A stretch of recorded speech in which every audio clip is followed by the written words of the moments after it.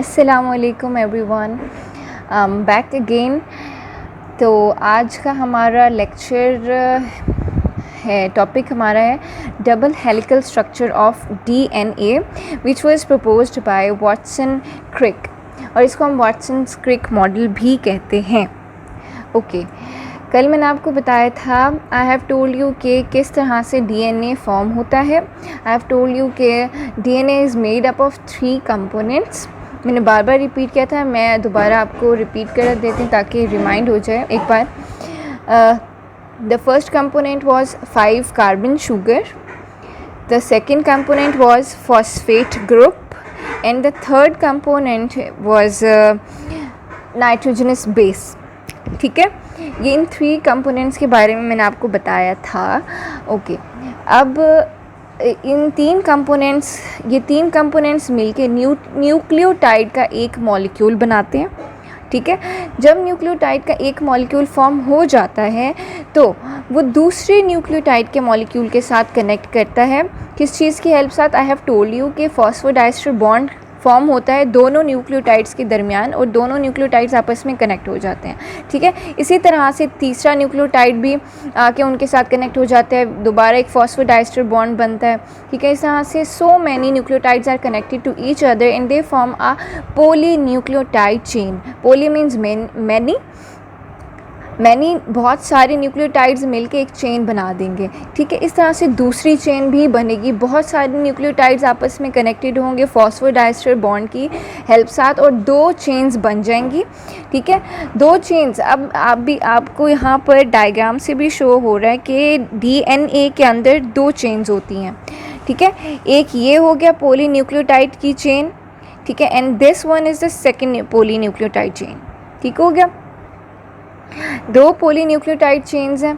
अब देखें, और सेंटर में देखें आप, यहाँ पर जितने ये सारी नाइट्रोजनस बेसेस हैं, ठीक है, सेंटर में इनवर्ड डायरेक्टेड होती हैं नाइट्रोजनस बेस, और ये जो 2 आपको रिबन लाइक स्ट्रैंड्स नज़र आ रही हैं, ये किसी 2 कंपोनेंट से बनी है। मैंने अभी आपको बताया कि 3 कंपोनेंट्स हैं डीएनए के, तो वो out of those 3 components 5 carbon sugar और फॉस्फेट, ये 2 कंपोनेंट्स मिलके डीएनए की स्ट्रैंड बनाते हैं।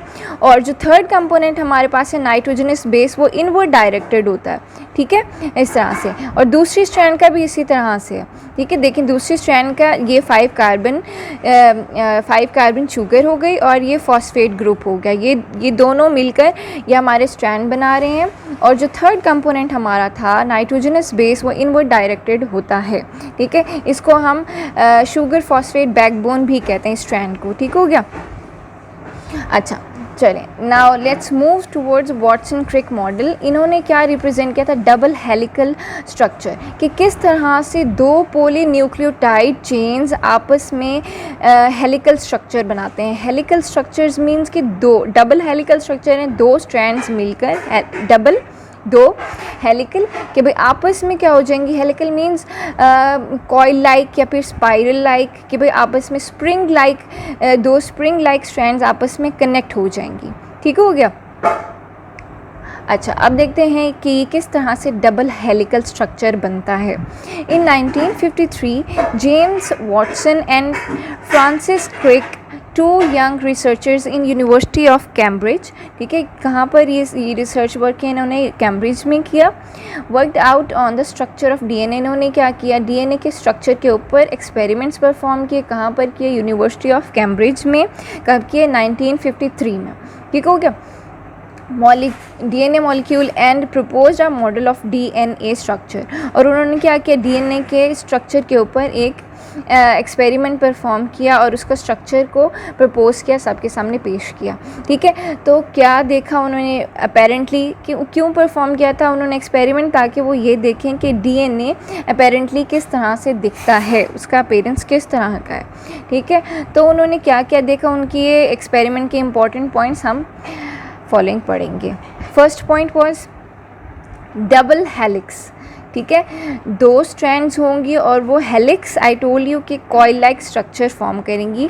कॉइल लाइक होंगे, स्पाइरल स्ट्रक्चर, आपस में दो स्ट्रैंड्स के स्पाइरल स्ट्रक्चर आपस में कनेक्टेड हैं, इसको हम डबल हेलिक्स बोलते हैं। ठीक है, ये देखिए आपको शो भी हो रहा है कि ये एक स्ट्रैंड आपकी क्या है, स्पाइरल लाइक है, और दूसरी भी आपकी स्पाइरल लाइक है। ठीक है, दोनों स्ट्रैंड्स स्पाइरल लाइक और आपस में कनेक्टेड हैं। ठीक है, डबल हेलिक्स स्ट्रक्चर है इसका। DNA molecule is a simple double helix. ठीक है, the nitrogenous bases of two strands are pointed inward towards each other and forming a base pair. यहाँ पर यही बात लिखी हुई है कि नाइट्रोजनस बेसिस, मैंने अभी आपको बताया था कि जो नाइट्रोजनस बेसिस हैं वो कहाँ फॉर्म होंगी, कहाँ पर प्रेजेंट होंगी, वो इनवर्ड प्रेजेंट होंगी। किस चीज़ के इनवर्ड? इन फॉस्फेट शुगर बैकबोन के इनवर्ड अंदर की तरफ मौजूद हैं। चाहे वो ये वाली स्ट्रैंड है, चाहे वो ये वाली स्ट्रैंड है, दोनों स्ट्रैंड्स के नाइट्रोजनस बेसेस इनवर्ड प्रेजेंट हैं। ये नाइट्रोजनस बेस देखें इस स्ट्रैंड की है और ये नाइट्रोजनस बेस इस स्ट्रैंड की है। ठीक है, तो इस तरह से दो नाइट्रोजनस बेसेस मिलके एक बेस पेयर बना रहे हैं। ठीक है, तो ये हो गया आपका फर्स्ट पॉइंट। और let's move toward next page. चलिए, अब दोबारा मैंने आपको देखें इस डायग्राम में क्या शो हो रहा है, ये डबल हेलिकल स्ट्रक्चर है कि क्या है कि दो स्पाइरल लाइक स्ट्रैंड्स जो हैं डीएनए के आपस में कनेक्टेड हैं। अगर मैं इस स्पाइरल को ओपन करूं तो ये देखें ये स्ट्रेट शो कर रहे हैं आपको डीएनए का स्ट्रक्चर। ठीक है, दोबारा मैं आपको इसके बारे में बताती हूँ। देखें ये जो शुगर फॉस्फेट बैकबोन है, इसके अंदर मैंने आपको बताया था डीएनए के दो कंपोनेंट्स प्रेजेंट हैं। एक 5 कार्बन शुगर प्रेजेंट है, मतलब पेंटोज शुगर, और दूसरा फॉस्फेट ग्रुप प्रेजेंट है। ठीक है, ये दोनों कनेक्ट होकर क्या बना रहे हैं, हमारा शुगर फॉस्फेट बैकबोन। ठीक है, और मैंने अभी आपको बताया था कि जो हमारे नाइट्रोजनस बेसिस हैं दैट आर डायरेक्टेड इनवर्ड, अंदर की तरफ मौजूद हैं। दोनों स्ट्रैंड्स के ये वाला एडेनिन इस स्ट्रैंड के साथ अटैच्ड है और ये इनवर्ड प्रेजेंट है, और ये जो थायमिन है वो इस स्ट्रैंड के साथ है। ठीक है, दोनों के नाइट्रोजनस बेसिस इनवर्ड डायरेक्टेड है। ठीक है, ये हमने आपको अनकॉइल मतलब स्ट्रेट लेडर लाइक स्ट्रक्चर आपको शो किया हुआ है। और ये दोनों नाइट्रोजनस बेसिस जो हैं किस चीज़ के साथ अटैच्ड हैं, बड़े बेस पेयर आपको ये शो कर रहा है। ये बेसिकली हाइड्रोजन बॉन्ड होता है। दो नाइट्रोजनस बेसिस आपस में कनेक्टेड होती हैं हाइड्रोजन बॉन्ड की हेल्प साथ। ठीक है, अब ये देखें ये नाइट्रोजन बॉन्ड नाइट्रोजनस बेस है और ये भी नाइट्रोजनस बेस है। ये आपस में जो कनेक्टेड हैं दोनों स्ट्रैंड्स की नाइट्रोजनस बेसिस किस चीज़ की हेल्प के साथ कनेक्टेड है? हाइड्रोजन बॉन्ड की हेल्प के साथ कनेक्टेड है। ठीक है, देख लें ये भी ये देखें ये नाइट्रोजनस बेस इस स्ट्रैंड का और ये नाइट्रोजनस बेस इस वाली स्ट्रैंड का, ये आपस में कनेक्टेड है हाइड्रोजन बॉन्ड की हेल्प साथ। ठीक हो गया, okay next page. Pairing of bases के बेसेस आपस में कैसे पेयर होती हैं? Bases pair always consist of purines which are large. I have told you in the previous lecture कि प्यूरिन्स क्या होती हैं। अगर आप लार्ज प्यूरिन्स बेसिकली आर हाँ जी लार्ज नाइट्रोजनस बेसिस, और जो पायरामिडीन्स होती हैं वो स्मॉल नाइट्रोजनस बेसिस होती हैं। आई have told you in the previous video, अगर आपने नहीं देखी तो वो मैं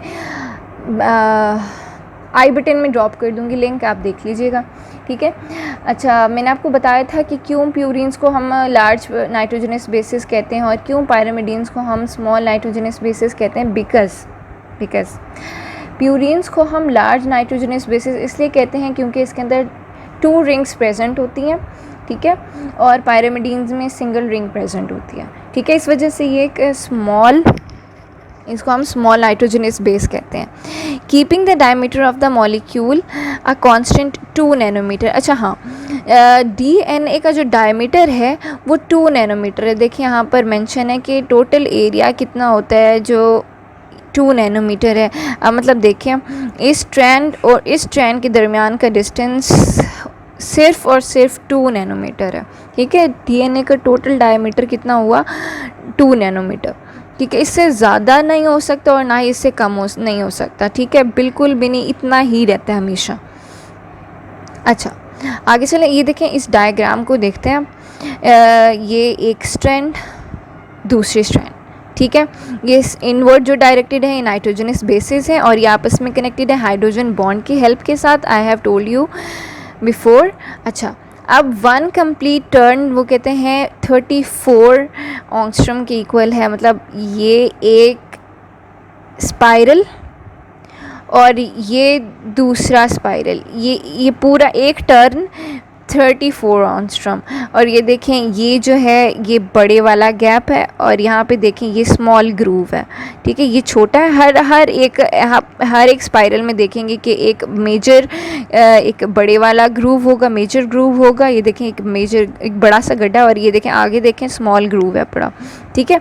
हर एक स्पाइरल में दोनों ग्रूव्स हैं पड़े। ये देखें मेजर ग्रूव भी है और ये स्मॉल ग्रूव भी है और बस ये एक स्पाइरल ख़त्म हो गया। यहाँ से लेके मेजर ग्रूव फिर स्मॉल ग्रूव यहाँ तक एक स्पाइरल ख़त्म हो गया इसका, ठीक है। फिर नेक्स्ट स्टार्ट हो गया, ये है आपका एक कंप्लीट टर्न, ठीक हो गया। इसी तरह से ये यहाँ से एक मेजर ग्रूव फिर ये एक स्मॉल ग्रूव, ठीक है। अब देखें, अब यहाँ पर देखें ये एक नाइट्रोजनस बेस पेयर और दूसरे नाइट्रोजनस बेस पेयर के दरमियान का डिस्टेंस हमेशा क्या होता है 3.4 एंगस्ट्रॉम है पड़ा। देखें एक बेस पेयर और दूसरे बेस पेयर ये हमेशा स्टेबल रहता है। इसकी वजह से डीएनए का स्ट्रक्चर स्टेबल रहता है, वो कभी भी क्या होते हैं फ्लेक्सिबल नहीं होता। ये नहीं कि कभी 3.2 हो गया कभी 3.1 हो गया, ऐसा नहीं होता, हमेशा ये 3.4 ही रहता है, ठीक है। ओके, आई थिंक मैंने सब कुछ बता दिया। नेक्स्ट हाइड्रोजन बॉन्डिंग है। As I have told you before कि दो नाइट्रोजनस बेसेस हमेशा हाइड्रोजन बॉन्ड की हेल्प साथ कनेक्टेड रहते हैं।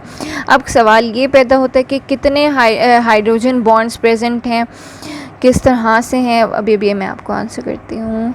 Double helix is stabilised because of hydrogen bonds that exist between the bases in the base pair. वो कहते हैं जो डबल हेलिक्स है वो क्यों स्टेबल है एक ही जगह पे, क्यों वो अनकॉइल नहीं हो रहा, वो डबल स्ट्रैंड्स किस तरह से वो हमेशा ही आपस में दो स्ट्रैंड्स और हमेशा आपस में कनेक्टेड रहती हैं, क्यों नहीं वो अनवाइंड होती, क्यों नहीं वो अनजिप होती, क्यों नहीं खुलती, ठीक है। तो वो only because of the presence of these hydrogen bonds, ठीक है। हमेशा ये हाइड्रोजन बॉन्ड्स क्या करती हैं, इन दोनों स्ट्रैंड्स को नाइट्रोजन कहती हूँ डीएनए के दोनों स्ट्रैंड्स को आपस में हमेशा कनेक्टेड रखता है, ठीक है। उनको अनवाइंड नहीं होने देता, स्टेबल हो जाती हैं इसकी वजह से, ठीक है।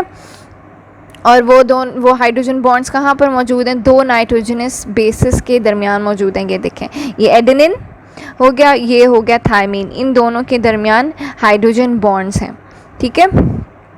एडेनिन हमेशा दो हाइड्रोजन बॉन्ड्स फॉर्म करता है थायमीन के साथ और ग्वानिन हमेशा 3 हाइड्रोजन बॉन्ड्स फॉर्म करता है साइटोसिन के साथ, ठीक है। और हाँ, एक और मेजर बात कि adenine will always form hydrogen bonds with thymine, it can not form hydrogen bonds with guanine, ठीक है। और cytosine it can not, adenine will always form hydrogen bonds with thymine and it will form 2 hydrogen bonds, ठीक है। अब इसी तरह से guanine will always form hydrogen bonds with only and only cytosine in DNA and it will form 3 hydrogen bonds, ठीक है। guanine cytosine के साथ हाइड्रोजन बॉन्डिंग करता है और 3 हाइड्रोजन बॉन्ड्स फॉर्म करता है, ठीक है। अगेन हेयर थायमीन ने एडेनिन के साथ ही बनाई, it will not connect with guanine और साइटोसिन। एडेनिन का पेयर हमेशा थायमीन के साथ होगा और थायमीन का हमेशा एडेनिन के साथ होगा, ठीक है। एट से आप याद कर लें कि adenine will always form hydrogen bonds with thymine and it will form 2 hydrogen bonds, 3 नहीं फॉर्म कर सकता ये। अगर आप 3 ड्रॉ करेंगे 3 तो गलत हो जाएगा बिल्कुल ही, ठीक हो गया।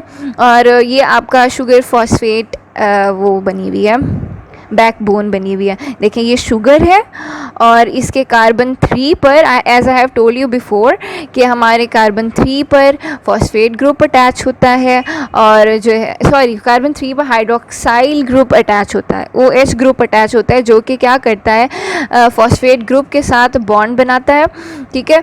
और फॉस्फेट ग्रुप कहाँ पर प्रेजेंट है, इस न्यूक्लियोटाइड के कार्बन 5 के साथ। मैंने प्रीवियस वीडियो में बताया था सारी डिटेल। अच्छा हाँ, और एक और मेजर बात जो कि आपको पता होनी चाहिए बल्कि आई विल ये नेक्स्ट है पड़ा पॉइंट, इसी में बताती हूँ। एंटी पैरेलल स्ट्रैंड्स, ये बहुत इंपॉर्टेंट पॉइंट है, गौर से सुने बिल्कुल कंसंट्रेशन के साथ सुने।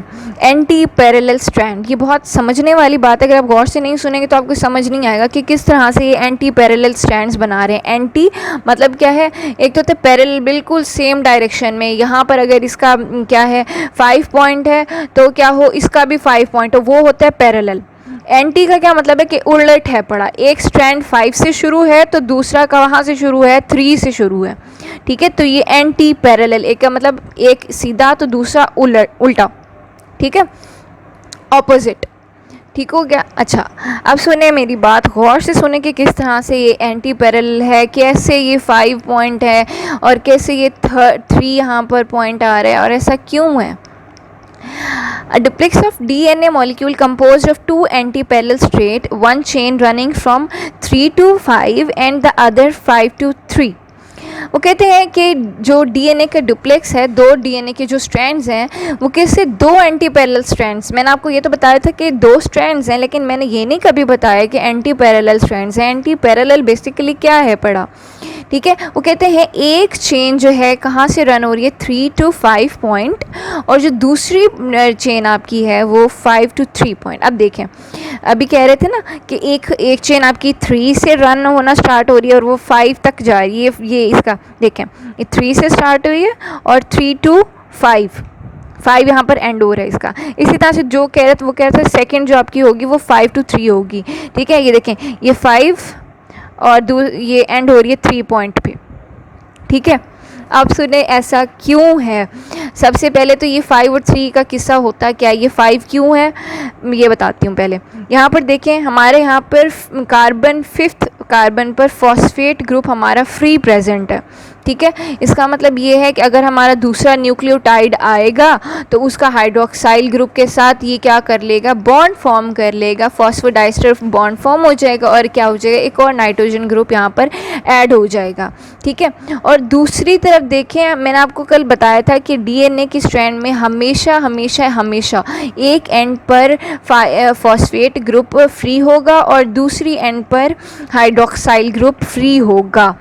क्यों होगा ऐसा, ताकि एक ये लॉन्ग चेन को फॉर्म कर सके, ठीक है। अब यहाँ पर हाइड्रोक्साइल ग्रुप क्यों अगर अब फ्री है पड़ा तो क्या होगा, अगर एक और न्यूक्लियोटाइड आ जाए उसके अंदर फॉस्फेट ग्रुप तो जाहिर सी बात है प्रेजेंट होगा, it is a major component, main component है हर न्यूक्लियोटाइड का, फॉस्फेट तो होना ही होना है। तो अब जैसे ही न्यूक्लियोटाइड आएगा उसके अंदर फॉस्फेट ग्रुप तो प्रेजेंट होगा कार्बन 5 पर, और यहाँ पर हाइड्रोक्साइल पर कार्बन 3 पर हाइड्रोक्साइल ग्रुप फ्री है पड़ा, तो दोनों क्या हो जाएंगे, आपस में कनेक्ट हो जाएंगे और फॉस्फोडाइस्टर बॉन्ड बन जाएगा, ठीक हो गया। तो इस तरह से एक लॉन्ग चेन फॉर्म होती है। हमेशा मैंने आपको दोबारा रिपीट करती हूँ कि कार्बन 5 पर फॉस्फेट ग्रुप हमेशा एक एंड पर प्रेजेंट होता है फ्री, और दूसरे एंड पर हाइड्रोक्साइल ग्रुप लाजमी फ्री होता है ताकि लॉन्ग चेन फॉर्म होती रहे। अब आ जाते हैं जी एंटी पैरेलल स्ट्रैंड पर।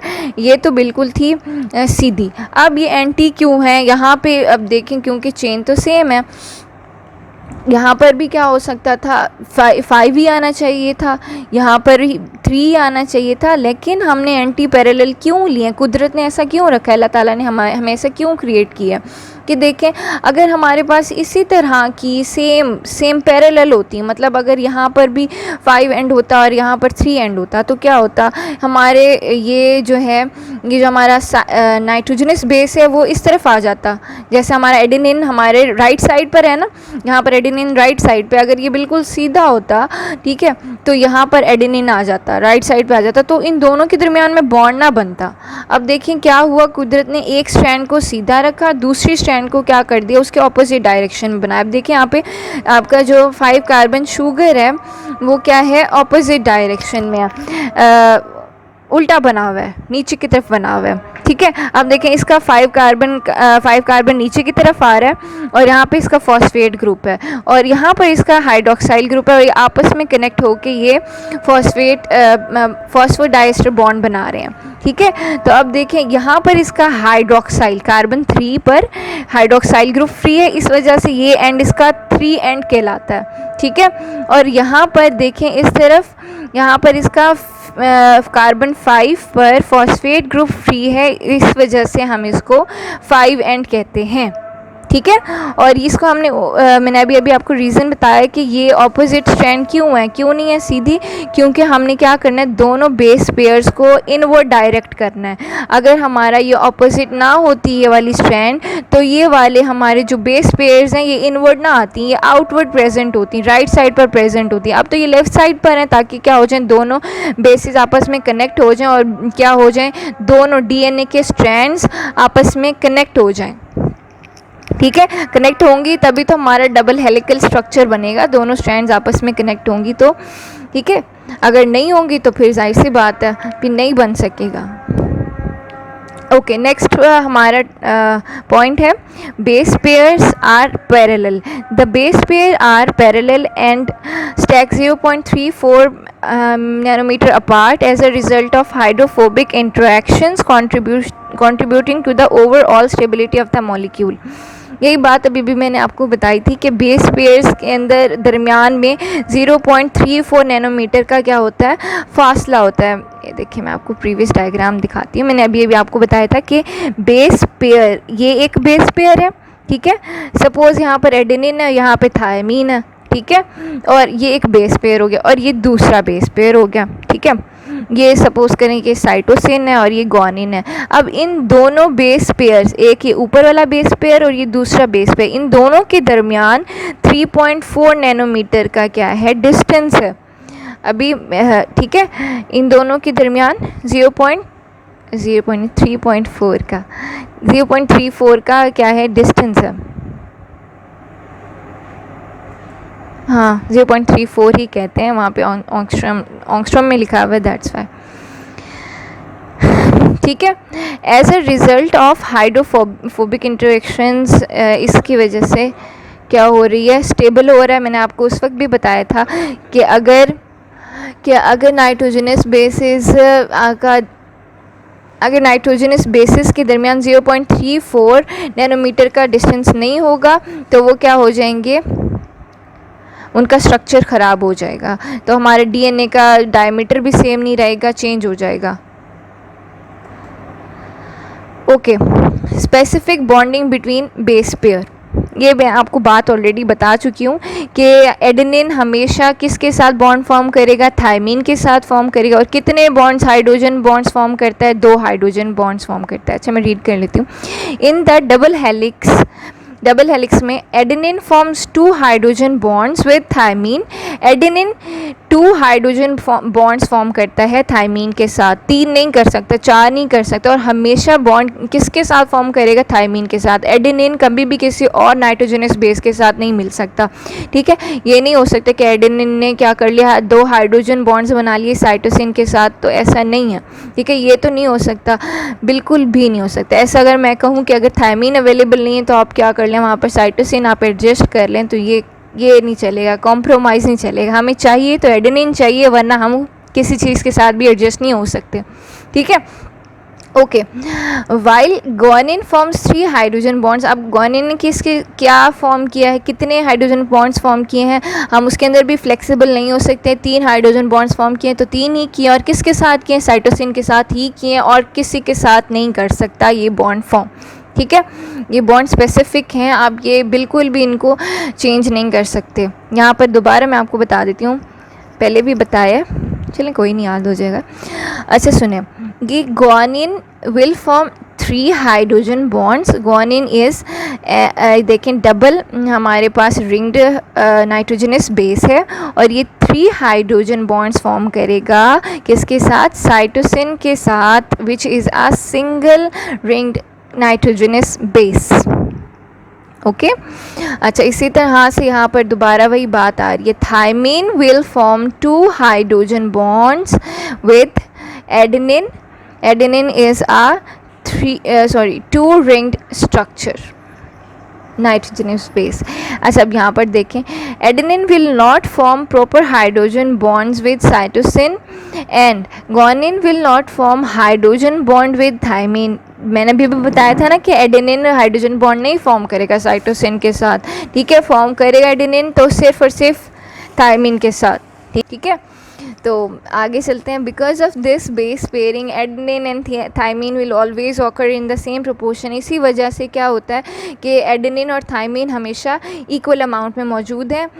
ये नहीं हो सकता कि एडेनिन की ज़्यादा क्वांटिटी आ गई है तो अब मैं उसको क्या कर लूँ, गुआनिन के साथ एडजस्ट कर लूँ, ऐसा नहीं है। एडेनिन, जितना एडेनिन है उतना ही थायमीन आएगा ताकि वो आपस में हाइड्रोजन बॉन्ड्स फॉर्म करें और जो है स्टेबल रखें। इसी तरह से गुआनिन और साइटोसिन की भी सेम प्रोपोर्शन है पड़ी। And that's it. Okay, thank you for watching. अल्लाह हाफिज़।